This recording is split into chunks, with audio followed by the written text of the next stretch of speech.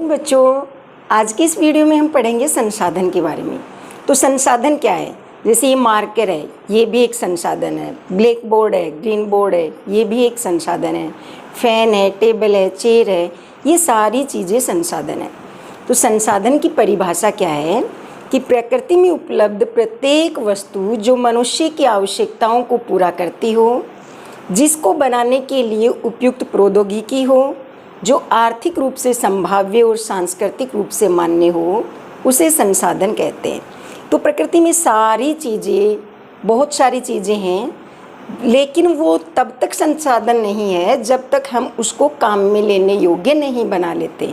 तो प्रकृति में पाई जाने वाली वस्तुएं संसाधन तब बनती है जब उपयुक्त प्रौद्योगिकी के माध्यम से मनुष्य अपने बुद्धि, कौशल और ज्ञान के द्वारा उसे काम में लेने योग्य बनाता है। अब हम देखते हैं संसाधन की रूपांतरण प्रक्रिया कि संसाधनों का रूपांतरण है वो किस तरह से होता है। तो संसाधनों का रूपांतरण प्रक्रिया में 3 चीज़ें मेन होती है। फर्स्ट है प्रकृति, सेकंड है प्रौद्योगिकी और थर्ड है संस्थाएं। तो ये 3 चीज़ें संसाधनों को रूपांतरित करने के लिए ज़रूरी होती है। जैसे प्रकृति में बहुत सारी चीज़ें होती हैं और वो सारे तब तक संसाधन नहीं है जब तक उपयुक्त प्रौद्योगिकी के द्वारा हम उसको काम में लेने योग्य नहीं बना पाते हैं। फिर संस्थाएं मानव से मिलकर बनती है। तो मनुष्य है वो संस्थाओं का निर्माण करता है। तो मनुष्य अपने बुद्धि, कौशल, विवेक के द्वारा प्रौद्योगिकी के माध्यम से प्रकृति में उपलब्ध वस्तुओं को काम में लेने योग्य बनाता है, तभी उनका रूपांतरण संसाधन के रूप में होता है। अन्यथा प्रकृति में बहुत सारी चीज़ें हैं, जैसे बहुत सारे पत्थर पड़े हैं प्रकृति में, धातुएं हैं, लेकिन वो तब तक उपयोगी नहीं है जब तक मनुष्य अपने बुद्धि, कौशल के द्वारा उसे काम में लेने योग्य नहीं बना लेता। अब हम देखते हैं संसाधनों का वर्गीकरण। तो संसाधनों का वर्गीकरण मोटे रूप से संसाधनों को 2 भागों में डिवाइड किया गया है। एक है प्राकृतिक संसाधन। प्राकृतिक संसाधन वो संसाधन होते हैं जो हमें प्रकृति से प्राप्त होते हैं। इसके नाम से स्पष्ट है, प्राकृतिक संसाधन प्रकृति में उपलब्ध होते हैं। दूसरा है मानवीय संसाधन। मानवीय संसाधन वो होते हैं जो मनुष्य अपने बुद्धि और कौशल द्वारा इनको विकसित करता है। अब जो प्राकृतिक संसाधन है इनको भी 2 भागों में डिवाइड किया गया है। एक है नवीकरणीय संसाधन और दूसरा है अनवीकरणीय संसाधन। अब देखिए नवीकरणीय, नवी का मतलब नया, कि जिसको हम नया बना सकते हैं, करणीय करने योग्य, नया करने योग्य, वो संसाधन जिसको हम पुनः पूरित कर सकते हैं, नया बना सकते हैं। इनके असीमित भंडार होते हैं, तो इनको हम पुनः प्राप्त कर सकते हैं, वो नवीकरणीय संसाधन होते हैं।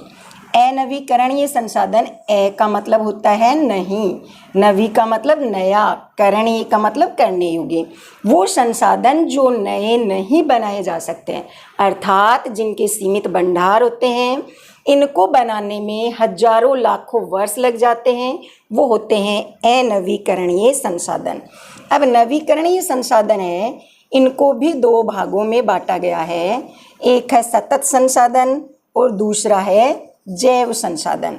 सतत का मतलब होता है लगातार, ये हमें कंटिन्यू मिलते रहते हैं। कि नवीकरणीय भी है, लेकिन नवीकरणीय के साथ साथ ये क्या है, सतत है, ये हमें लगातार मिलते रहते हैं। जैसे पवन है, क्या वायु के बिना हम श्वास ले सकते हैं, जिंदा रह सकते हैं? ये कंटिन्यू हमें मिलती रहती है। यदि हमें ये 1 मिनट भी नहीं मिले तो मुसीबत हो जाती है, मनुष्य जीवन खतरे में पड़ जाता है। तो पवन है, जल है, कि हमारा शरीर भी जल सहित 5 तत्वों से मिलकर बना है। तो जल और पवन ये दोनों क्या है, सतत संसाधन कहलाते हैं। कि ये नवीकरणीय तो है, पवन और जल दोनों नवीकरणीय संसाधन भी है, लेकिन ये सतत संसाधन भी है कि इनकी हमें लगातार ज़रूरत होती है, इनके बिना हम जीवित नहीं रह सकते। दूसरा है जैव संसाधन। अब जैव संसाधन है, इनमें क्या क्या आता है, एक है प्राकृतिक वनस्पति और दूसरा है वन्य जीव।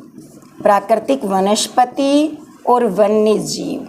जैव, जैव का मतलब जिनमें जीवन व्याप्त होता है उसे जैव संसाधन कहते हैं।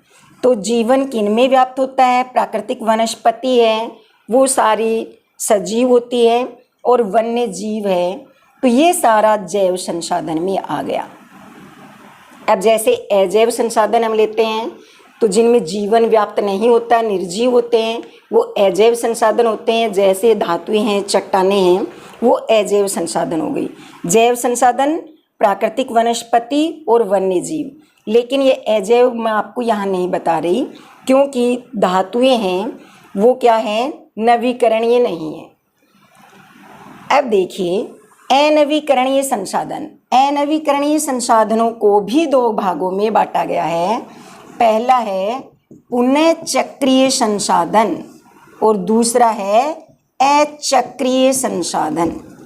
अब देखिए पुनः चक्रीय, पुनः का मतलब दोबारा, चक्रीय का मतलब जिनको हम रिसाइकिल कर सकते हैं।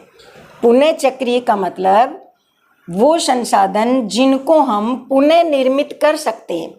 कि अनवीकरणीय जिनको नया बनाने में हजारों लाखों वर्ष लगते हैं, ये दो प्रकार का होता है। अनवीकरणीय जिनको बनाने में हजारों लाखों वर्ष लगते हैं, ये दो प्रकार का होता है। एक होता है पुनः चक्रीय और दूसरा होता है अचक्रीय।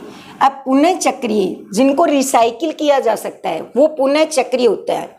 जैसे धातुएं, आप देखते हैं कि आपके घर में बहुत सारे रद्दी के, प्लास्टिक, लोह, बहुत सारी धातुएं हैं।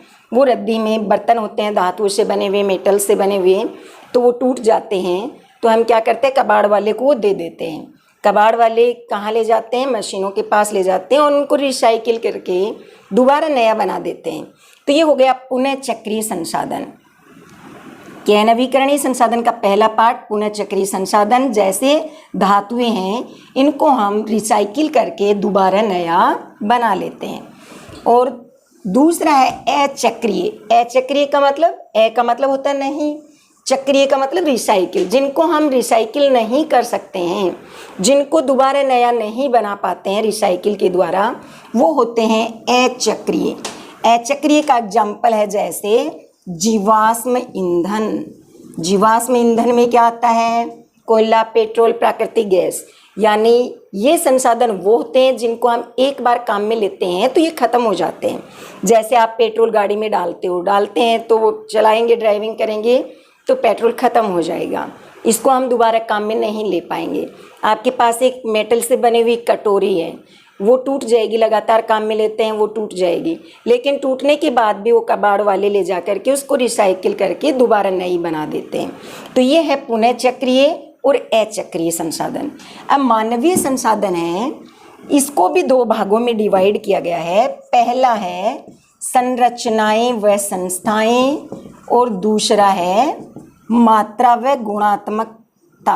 मात्रात्मकता व गुणात्मकता कि गुण और मात्रा की मानवीय संसाधन है, उनको भी दो भागों में बांटा है कि संरचनाएं और संस्थाएं। संरचना या संस्था कि बहुत सारी जो भी ऑफिसें होती हैं अच्छी तरह से एडमिनिस्ट्रेशन को चलाने के लिए, तो वो सारी संरचनाएं और संस्थाओं में आ गई। जैसे आपका विद्यालय है, वो भी क्या है, एक संस्था है। तो वो किन से मिलकर बना है, मानवीय संसाधनों से मिलकर बना है। कि टीचर्स होते हैं, स्टूडेंट्स होते हैं, तो मानवीय संसाधनों से मिलकर बना है। मात्रात्मकता और गुणात्मकता कि मनुष्य है, वो बहुत सारे मनुष्य अपने बुद्धि, कौशल और विवेक के द्वारा संसाधनों को नया बना देते हैं। जैसे मैं एक आपको एग्जांपल देती हूँ, एक सॉफ्टवेयर इंजीनियर है तो वो क्या करता है, या जैसे एक साइंटिस्ट है तो बहुत सारे वो आविष्कार करता है, कैसे अपने बुद्धि और कौशल से बहुत सारे आविष्कार करता है और वो सारे फिर हम सभी लोग काम में लेते हैं। तो इस प्रकार मानवीय संसाधन भी दो भागों में बांट दिया, संस्थाएं और संरचनाएं, मात्रात्मकता और गुणात्मकता। वीडियो देखने के लिए धन्यवाद।